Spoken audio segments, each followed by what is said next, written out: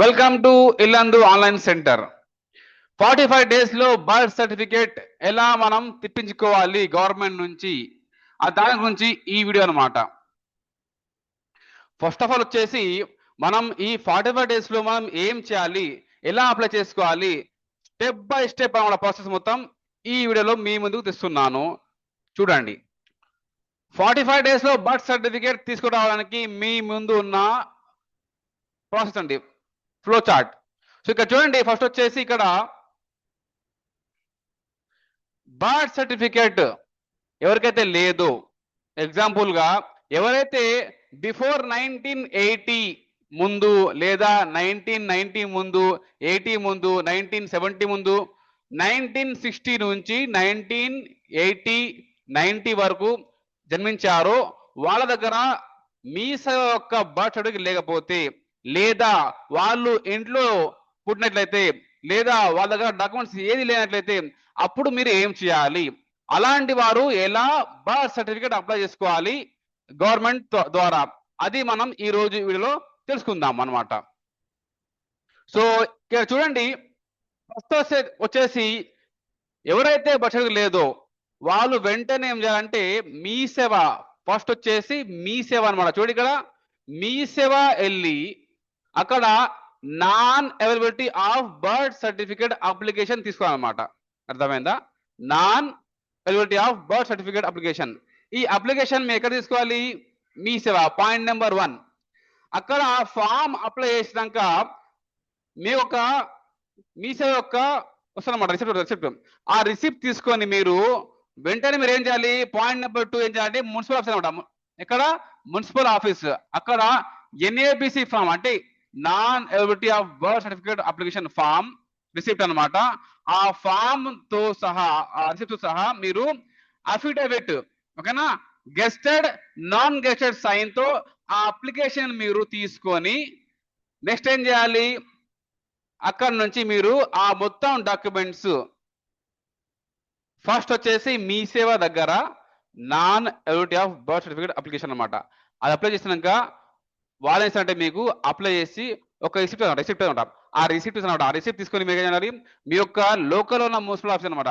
ఆ municipal office వెళ్ళేసి మీరు ఏదైతే ఈ ఫామ్ ఉందో షార్ట్ కట్ ఎన్ఏబిసి ఫామ్ అనమాట, దాని ఒక receipt and affidavit gazetted non gazetted sign అనమాట.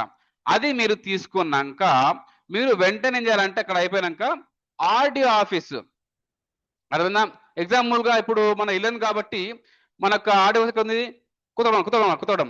అక్కడ వెళ్ళేసి మీరు ఏం చేయాలంటే ఏది మొత్తం స్లిప్ ఉందో ఈ స్లిప్, అఫిడవిట్, గెస్టెడ్ నాన్ గెస్టెడ్ ఈ యొక్క డాక్యుమెంట్స్ మీరు పట్టుకొని ఏం చేయాలి? మీ యొక్క ఐడి ప్రూఫ్, ఆధారు ఏమైనా ఉంటే అనమాట, అవి మీరు పట్టుకొని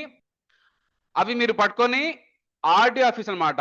మీ యొక్క ఐడి ప్రూఫ్ పైన ఉన్న డాక్యుమెంట్స్ అనమాట, affidavit, gazetted non gazetted and NABC form receipt అనమాట. ఈ మొత్తం తీసుకొని మీరు ఆర్డీఓ ఆఫీస్ కొత్తగూడెం దగ్గర మీరు వెళ్ళాలన్నమాట. అక్కడ వచ్చేసి మీరు అప్లై చేసినాక ఆర్డీఓ ఆఫీస్ వాళ్ళు వచ్చేసి ఏంటంటే మీరు వెంటనే వాళ్ళంటే కొంచెం టైం అయినాక ఎంఆర్ ఆఫీస్ అంటే మన ఇల్లు ఉన్న ఎంఆర్ ఆఫీస్ కి వాళ్ళు ఈ యొక్క ఏమంటారు ఫర్ వెరిఫై అనమాట, వెరిఫికేషన్ అంటే ఎవరైతే అప్లై చేశారో వాళ్ళు జెన్యున్ గా ఇక్కడ ఉన్నారా లేదా ఇల్లందులో, అది వస్తుంది ఎంఆర్ ఆఫీస్ అనమాట, ఇల్లందు ఎంఆర్ ఆఫీస్ కి.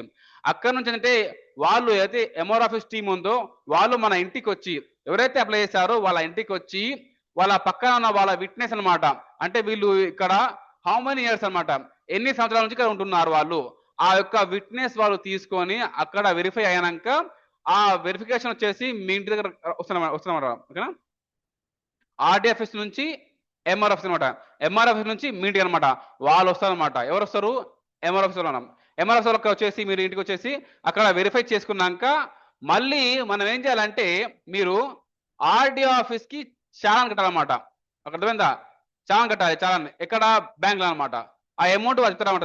ఓకేనా? ఆ అమౌంట్ వచ్చేసి వాళ్ళు ఇస్తారనమాట. ఆ అమౌంట్ మీరు చాలాన్ కట్టేసినాక మళ్ళీ మీరు డాక్యుమెంట్స్ తీసుకొని ఏదైతే డాక్యుమెంట్స్ ఉన్నాయో ఆ డాక్యుమెంట్స్ మళ్ళీ మీరు తీసుకొని మళ్ళీ అగైన్ యూ హ్యావ్ టు అంటే మీరు ఆర్డీ ఆఫీస్ కి మళ్ళీ వెళ్ళాలన్నమాట. ఇక్కడ కొత్తగూడెం వెళ్ళినాక అక్కడ నుంచి ఈ వెరిఫికేషన్ అయినాక ఆ డాక్యుమెంట్స్ మళ్ళీ మనం అక్కడ సబ్మిట్ చేయాలన్నమాట. ఆ సబ్మిట్ చేసినాక ఏంటంటే మళ్ళీ మీరు ఆర్డిఓ ఆఫీస్ నుంచి రిలీజ్ అంట, ప్రొసీడింగ్ అనమాట. ఆ ప్రొసీడింగ్ వచ్చేసి మీకు వస్తుంది అనమాట. ఇక్కడ నుంచి ఆర్డిఓ ఆఫీస్ నుంచి అనమాట. ఆర్డిఓ ఆఫీస్ నుంచి మీకు ప్రొసీడింగ్ రిలీజ్ అయినాక ఏంటంటే ఆ యొక్క రిలీజ్ అయిన ప్రొసీడింగ్ మీరు పట్టుకొని మీ యొక్క లోకల్ మున్సిపల్ ఆఫీస్ ఏది ఇల్లందు అనమాట, ఆ ఇల్లందు మున్సిపల్ ఆఫీస్కి మీరు ఇల్లందు మున్సిపల్ ఆఫీస్ అనమాట అక్కడ రావాలి. మళ్ళీ మీరు అర్థమైందా? అక్కడ వచ్చేసాక ఏదైతే ఆర్డీ ఆఫీస్ వాళ్ళు ఇచ్చారో ప్రొసీడింగ్ ఇచ్చారో ఆ ప్రొసీడింగ్ మీరు ఆ పట్టుకొని మళ్ళీ ఇక్కడ వచ్చేసి మన మున్సిపల్ వచ్చేసి సార్ వచ్చింది సార్ అంటే మళ్ళీ మీరు apply for the birth certificate form తీసుకుని అప్లై చేస్తే మున్సిపల్ ఆఫీస్ వాళ్ళు మీకు అఫీషియల్ గా బర్త్ సర్టిఫికేట్ ఇస్తారు. ఈ మొత్తం ప్రాసెస్ చేయడానికి మినిమం 45 డేస్ 40 డేస్ పడుతుందండి. మీరు అదే పని మీద ఉంటే 40 డేస్ లో పని అయిపోద్దండి. అర్థమైందా? సో ఇదండి ప్రాసెస్. ఈ వచ్చేసి మొత్తం ఇన్ఫర్మేషన్ మున్సిపల్ డిపార్ట్మెంట్ నుంచి నేను తీసుకున్నాను అనమాట. ఇది మీ ముందుకు పెట్టాను అనమాట. ఇప్పుడు మీరు ఏం చేయాలి, మళ్ళీ నేను నిరూపిస్తున్నాను అనమాట. ఫస్ట్ మీ సేవ వెళ్ళండి, నెంబర్ 1 పాయింట్. అక్కడ పోయి non availability of birth certificate application అది అప్లై చేసుకోండి. అది చేసుకున్నాక వచ్చిన రిసిప్ట్ తో మీరు వెంటనే పక్కా ఉన్న మున్సిపల్ ఆఫీస్ ఇల్లందులో ఆ receipt, affidavit, gazetted, non gazetted sign తీసుకున్నాక అక్కడ సబ్మిట్ చేయండి. ఆ సబ్మిట్ చేసినాక వాళ్ళు ఇచ్చిన రిసిప్ట్ మళ్ళీ తీసుకొని మళ్ళీ డాక్యుమెంట్స్ తీసుకొని మళ్ళీ ఐడి ప్రూఫ్ తీసుకొని మళ్ళీ మీరు ఎక్కడికి వెళ్ళాలి, ఆర్డీ ఆఫీస్ అనమాట. అక్కడ అప్లై చేసినాక వాళ్ళు ఏం చేస్తారంటే మీకు ఆర్డీ ఆఫీస్ నుంచి మళ్ళీ మన ఇల్లందు ఎంఆర్ ఆఫీస్ కి మళ్ళీ వాళ్ళు వెరిఫికేషన్ అనమాట చేస్తారనమాట. ఎంఆర్ ఆఫీస్ టీం వచ్చేసి మన ఇంటికి వచ్చేసి వీళ్ళు జెన్యునా కాదా, ఎన్ని సంవత్సరాల నుంచి ఇక్కడ ఉంటున్నారు ఇల్లందులో ఆ మొత్తం తీసుకున్నాక వెరిఫై అయినాక మళ్ళీ ఆ వెరిఫై అయిన డాక్యుమెంట్స్ మళ్ళీ తీసుకొని మీరు ఆర్డీ ఆఫీస్ కి బ్యాంకు ద్వారా చాలాన్ కట్టాలన్నమాట. అది 50 సంథింగ్ రూపీస్ కావచ్చు. ఆ చాలాన్ కట్టినాక మళ్ళీ ఆ చాలాను ఆ డాక్యుమెంట్స్ మళ్ళీ తీసుకొని మీరు ఆర్డీ ఆఫీస్ కి మీరు వెళ్ళాలన్నమాట.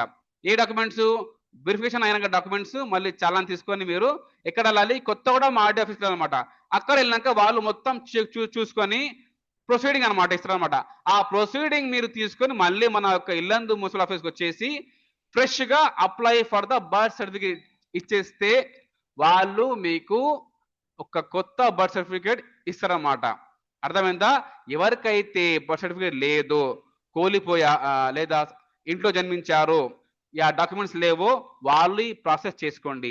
ఎవరైతే పుట్టారో వాళ్ళ దగ్గర హాస్పిటల్ డాక్యుమెంట్స్ ఉన్నాయో వాళ్ళు వెంటనే పోయి మీ సేవ దాకా కొత్త అప్లికేషన్ చేసుకోండి, వచ్చేస్తుంది. ఎవరికైతే లేదో వాళ్ళు ఇలా చేయాలన్నమాట. అంటే 1960 నుంచి 1980 వరకు సమ్ డాక్యుమెంట్స్ లేవన్న వాళ్ళు ఇలా వాళ్ళు అప్లై చేసుకోవాలి. ఈ వీడియో ఉన్న ఇన్ఫర్మేషన్ మున్సిపల్ డిపార్ట్మెంట్ నుంచి నేను పర్సనల్ గా తీసుకున్నాను అనమాట. ఈ మొత్తం జెన్యూన్ అన్నమాట పాయింట్స్ అనమాట. ఈ ఇన్ఫర్మేషన్ వీడియో మీరు అందరికీ షేర్ చేయండి. 45 డేస్ లో వాళ్ళు చెప్పిన ప్రకారంగా మీరు ఇదే పని మీద ఉంటే మినిమం 45 డేస్ లో మీకు మీ యొక్క బర్త్ సర్టిఫికేట్ వచ్చేస్తుంది. ఓకేనా అండి? ఇంకొచ్చేసి అఫీషియల్ గా మన government birth certificate last date ఏమి చెప్పలేదండి. పర్సనల్ గా అయితే ఆ న్యూస్ ఏం రాలేదన్నమాట. మీరు గాబరా పడకండి, ఈజీగా మీరు అప్లై చేసుకోండి. ఇంకేంటంటే అప్లై చేసే ముందు మీ యొక్క డాక్యుమెంట్స్ అంటే ఆధారు, మీ యొక్క సర్టిఫికేట్స్ అనమాట, 10th SSC దాంట్లో ఉన్న పేరు ఎగ్జాక్ట్లీగా మీ యొక్క ఫామ్ లో రావాలి, బర్త్ ఫామ్ లో రావాలి. అలా చూసుకోండి. మీరు మళ్ళీ బర్త్ లో తక్కువ వేస్తే మీ యొక్క SSC, మీ యొక్క 10th, మీ యొక్క ఆధార్ మరి వేరే ఉంటే మళ్ళీ కహానీ వేరే ఉంటుంది. అందుకోసమే బర్త్ అప్లై చేసే ముందు ఆచితూచిగా మీరు మంచిగా మీ యొక్క పేరు ఆధార్ కార్డులో మీ యొక్క SSCలో ఎలా ఉందో అలాగే పెట్టుకోండి. అప్పుడు మ్యాచింగ్ అయిపోతాయి, లేకపోతే మళ్ళీ కహానీ పెద్దగా అవుతుంది అనమాట. అర్థమైందా? సో ఇదండి ఇల్లందు ఆన్లైన్ సెంటర్.